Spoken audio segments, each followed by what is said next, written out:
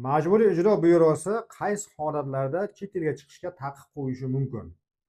O'zbekiston Respublikasining sud hujjatlari va boshqa organlar hujjatlarini ijro etish to'g'risidagi qonuniga ko'ra, qarzdor jismoniy shaxs ijro hujjatidagi talablarni belgilangan muddatlarda uzursiz sabablarga ko'ra ijro etmaganda, davlat ijrochisi bunday qarzdorni O'zbekiston Respublikasidan chiqishiga vaqtinchalik cheklov qo'yish haqida qaror qabul qilishga haqli.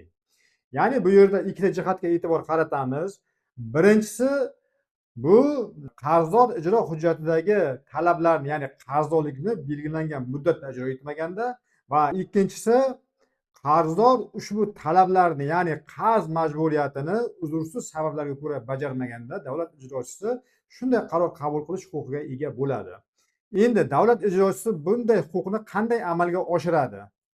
Agar qarzdor tomonidan ushbu ijro hujjatidagi qarz majburiyatlari o'z vaqtida bajarilmaganda, davlat ijrochisining tashabbusiga ko'ra yoki undiruvchining arizasiga asosan o'sha qarzdorga chet elga chiqishiga taqiq qo'yilishi mumkin.